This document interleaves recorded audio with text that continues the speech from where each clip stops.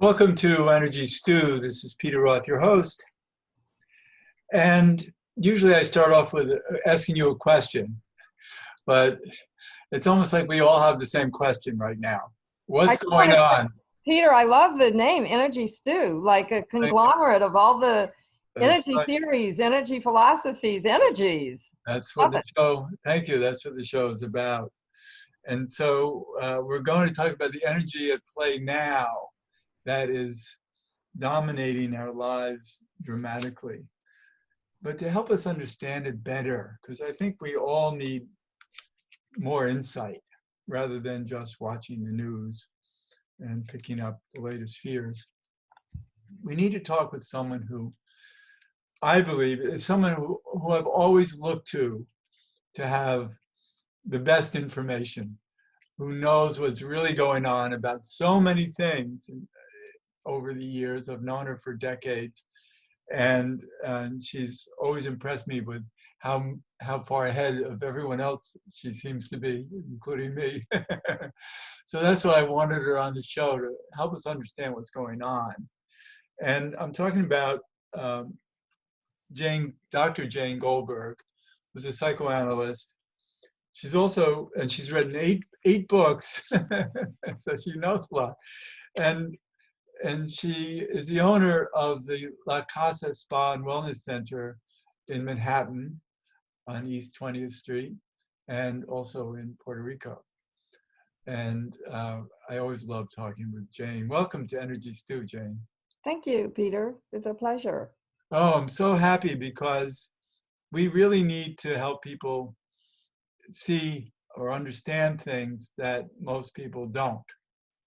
Because most people, I think, are just in fear about this monster virus that's killing too many people, and we don't know what to do next about it.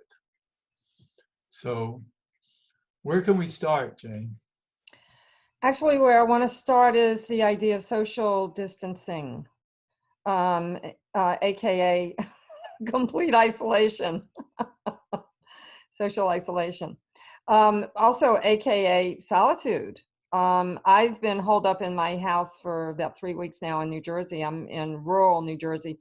My front yard is basically a lake that I share with 150 other people. And my backyard is a state forest, 150 acres that I share with 150 people.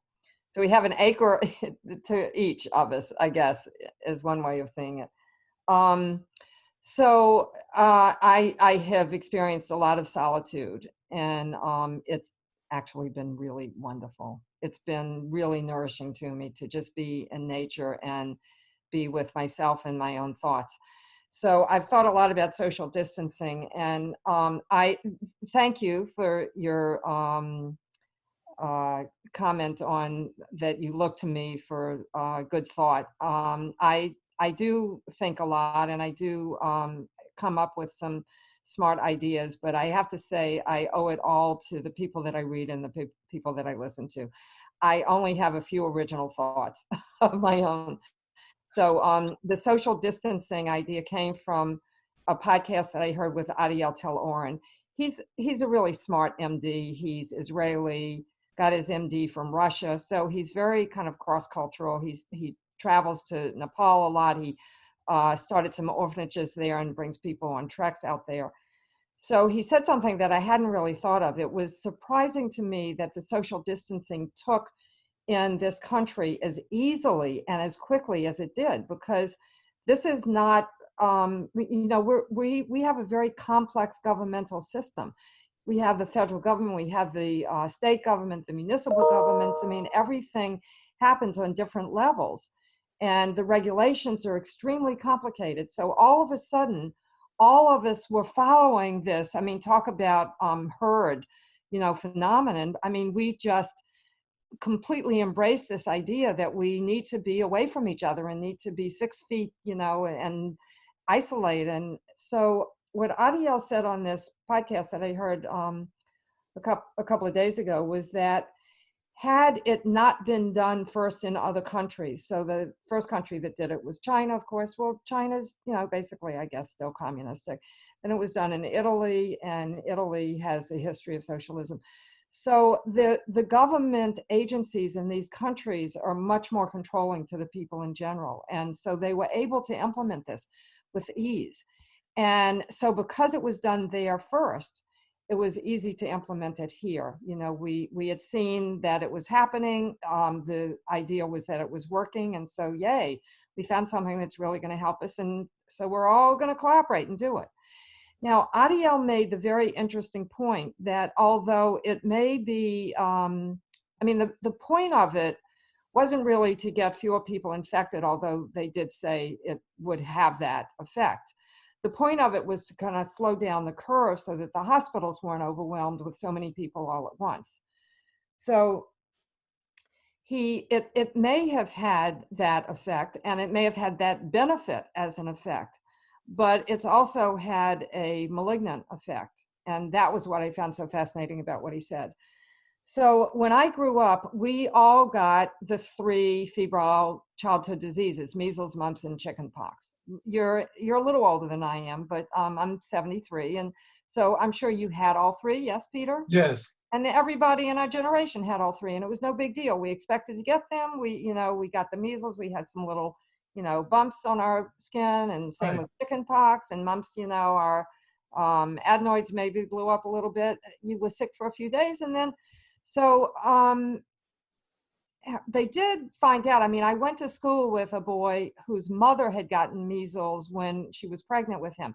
He was hard of hearing. He had lost hearing in one ear from birth so we understood that it was really better to get those febrile diseases in childhood than to not get them and then get them as an adult, because specifically with measles, the problem with pregnancy.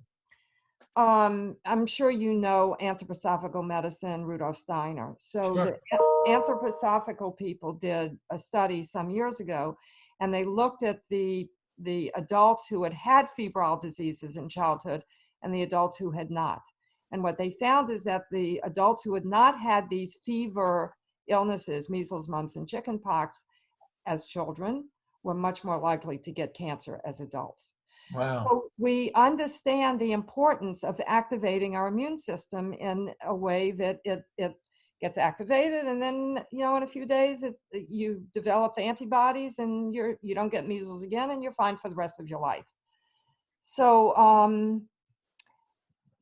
what's happened with the social distancing is that, assuming that there is a virus, which of course there actually is some question about that point per se, but let's go with the theory that there actually is a virus, or that there is some entity that is infectious or contagious, and that we can catch it from one another.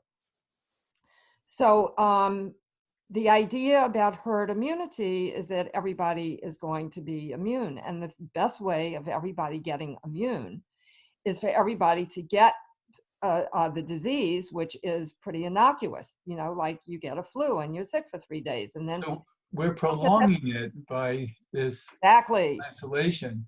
Exactly. And there is a danger in prolonging it. And the danger is that the longer the virus is around, which is what's happening, it's staying around because it can't find, once everybody's infected and everybody has immunity, then whatever the pathogen is, it dies a natural death. It doesn't have anybody left to infect. And that's how it lives. It lives on living organisms. So now what's happening is that it's searching us out, and it's not finding somebody so quickly because So I'm it's staying waiting, away.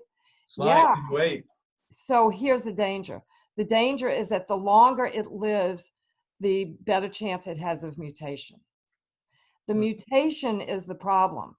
That we can develop a herd immunity to the original one, but then it mutates once, it mutates twice, and then these are all new variants that we don't have and haven't built up any immunity to. And one theory is that the people that are in the hospital that, like Boris Johnson, he had a mild flu, 5 days, he felt okay. And then all of a sudden, boom, suddenly went downhill. So one of the theories about the mutations is that it's actually the mutation. I think they have established that there's one mutation so far, that it's actually the mutation that is causing the very rapid drop of health, and what puts you on the danger point, and what puts you on life support. Right. Although we're not sure how active the virus is so much as a response to the virus by creating too many exosomes that overwhelm the system and create sepsis. That brings me to my second point. Okay. So, thank you, Peter. Very logical segue for you. So when I speak, I've been speaking the last couple of years on a topic. I call it "Disease is Never a Mistake." So I go through a list of 10, 15 diseases, and I explain how every disease is basically a response by the body in its wisdom and great intelligence to what it understands as a pathogenic condition. So I'll start with cancer, because cancer is kind of my bailiwick. I love working with cancer patients, and cancer doesn't scare me because I know it's reversible in most cases, though not all.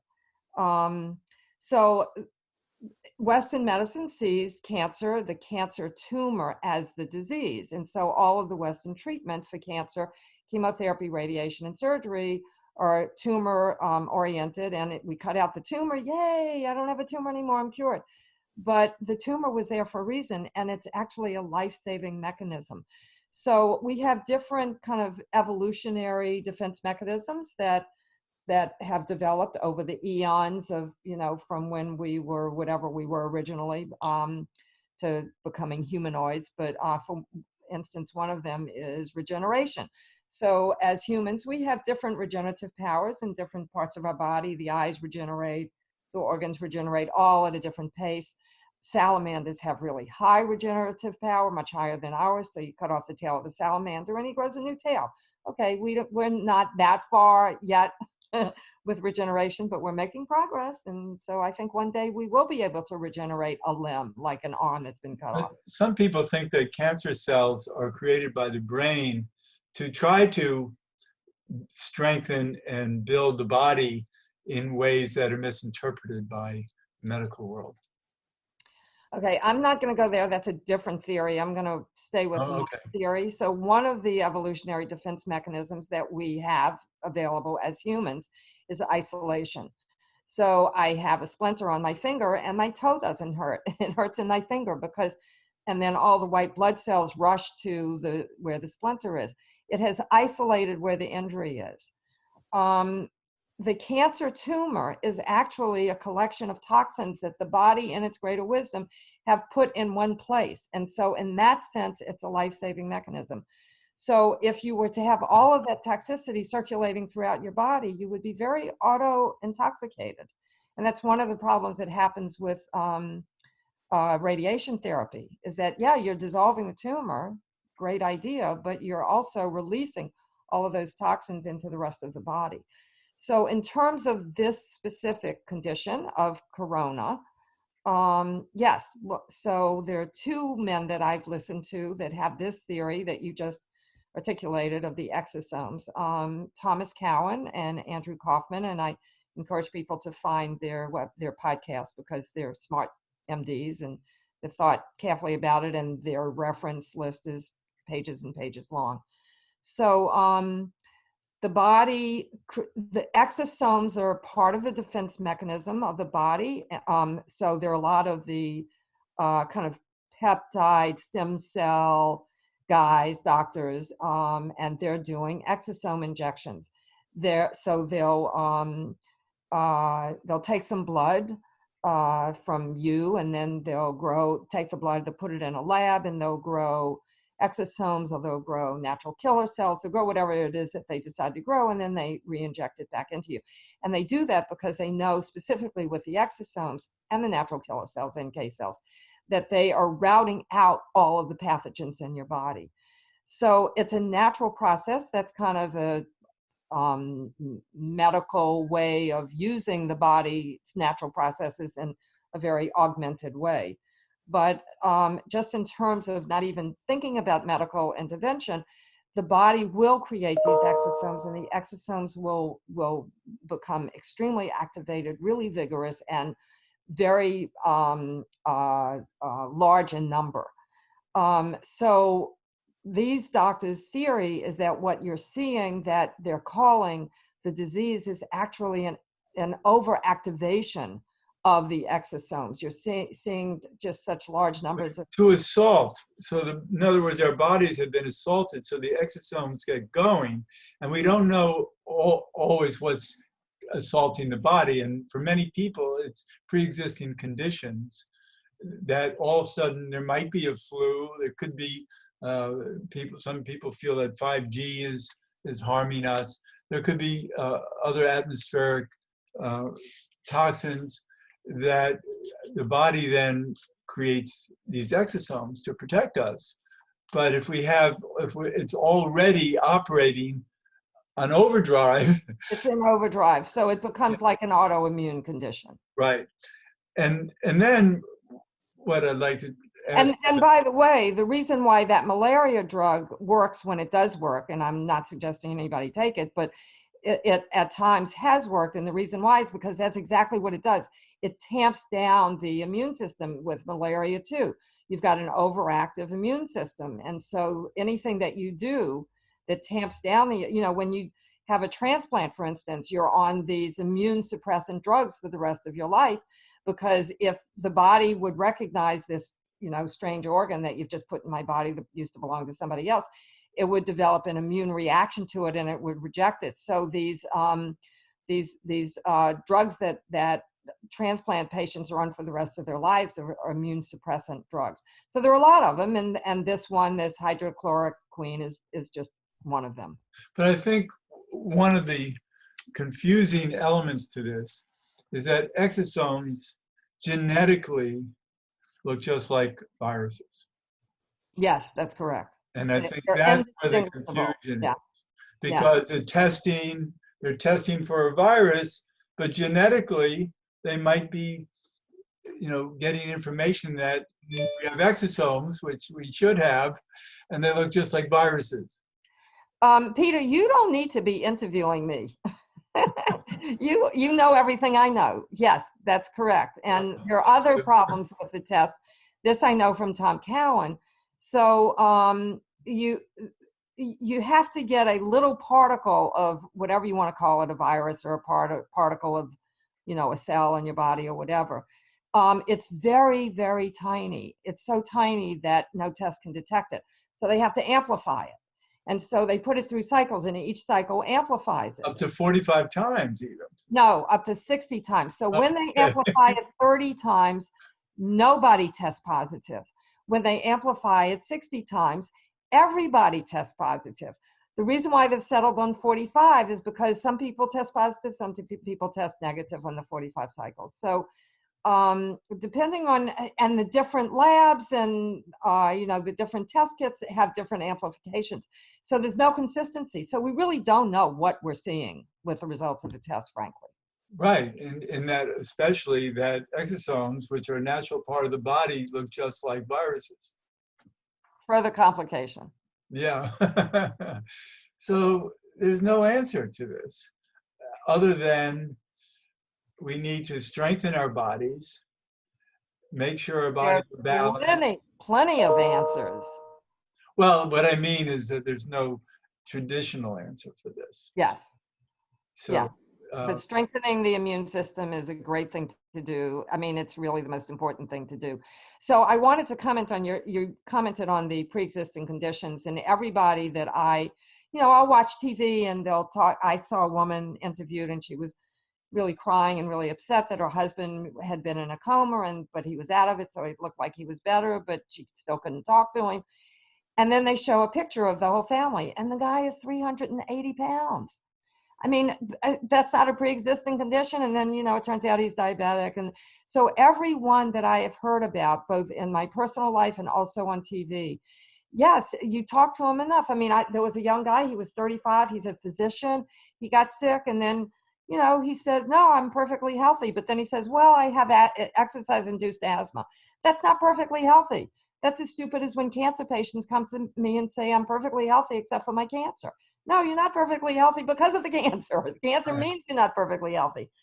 So now I'm forgetting where I wanted to go. Well, we're back. Pre-existing conditions. Right. Yeah. So that in my mind, that's just a euphemism. It's not everybody that has a pre-existing condition is on meds. Oh, so that's That's the another pre-existing condition. the But the issue with body is that. confused by all the side effects of the medications Yeah, and is yeah. fighting that.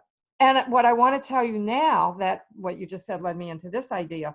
So what I heard, I forget who I heard it from, but the pharmaceutical companies actually have been in trouble lately because, you see an ad for a pharmaceutical and it's got, a list of 20 diseases that you can develop from taking this drug, including death.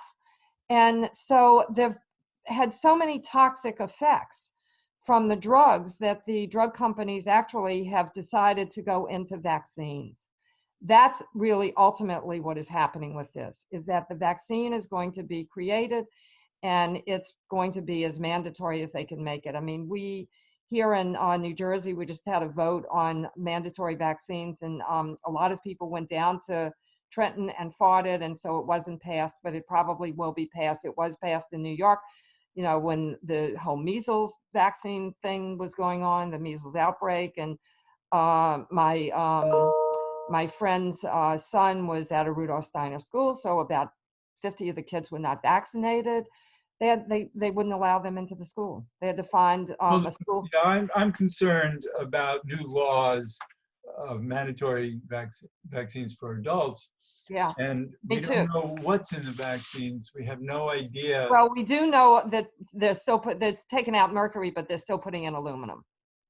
Right, but that's in the children's vaccines. But I'm talking about when they start having viral vaccines, antiviral vaccines. They'll put in aluminum because aluminum makes the body react more vigorously to the vaccine. So they want that reaction. So they'll see some bad reactions from that. Yeah. So right now, my goal is to have this quarantine lifted as soon as possible, because the economy is being You destroyed. sound very Trumpian in that. Yes, it's the one thing that I admire about him. Yeah. That he wants to get us going. Like Sweden is doing a great job, and they've had very low uh, viral issues there, and somehow this herd immunity is working. So what you And want does Sweden have social isolation? to know, Uh-huh. only for people who they feel might be vulnerable, but most of the population is normal. Yeah.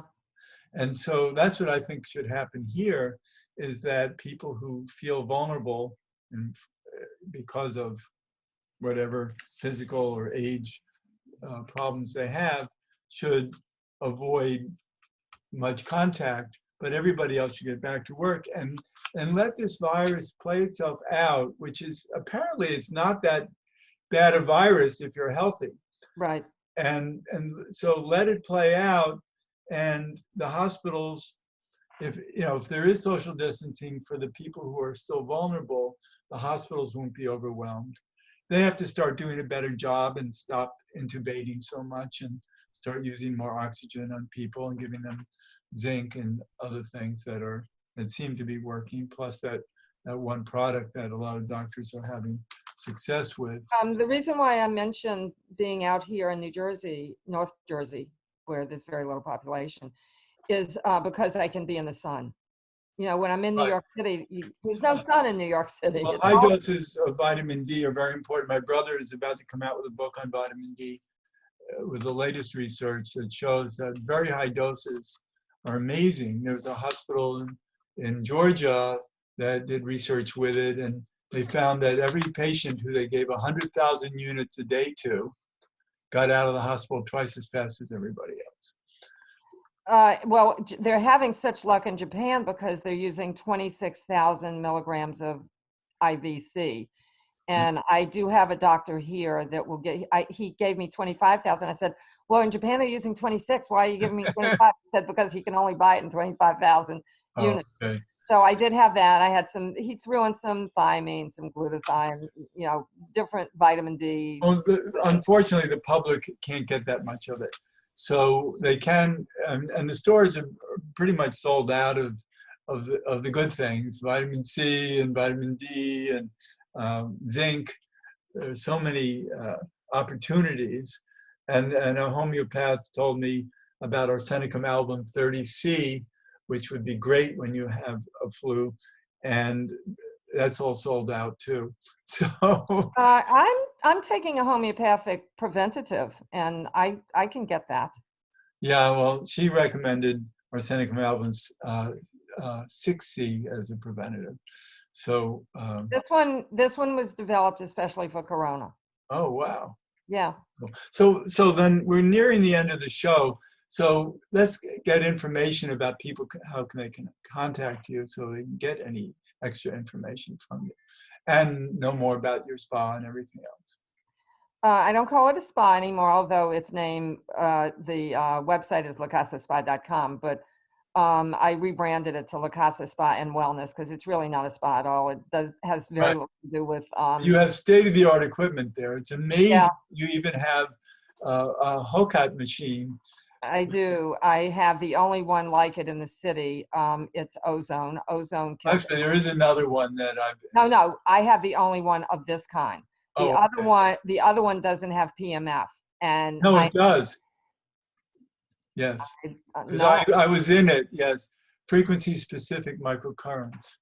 no, that it has that, but it doesn't have PEMF. That's oh, okay. Oh, PEMF, right. pulse electromagnetic Right, field. right. Yeah. No, the frequency-specific microcurrents. I love that it has that. So it has, you know, you have a headache, you have a cold, you have a flu, you have, you know, circulation issues. You have great stuff. So people should contact But the you. main thing about the Hocket is the ozone. Ozone kills every pathogen known to mankind. Yes, ozone is great. And so the Hocket is relatively new at La Casa. So we've done ozone from the beginning for the 26 years we've been there. So my ozone, I'm looking at it right now, my steam cabinet, it's here now in my house. So I'm doing ozone every day.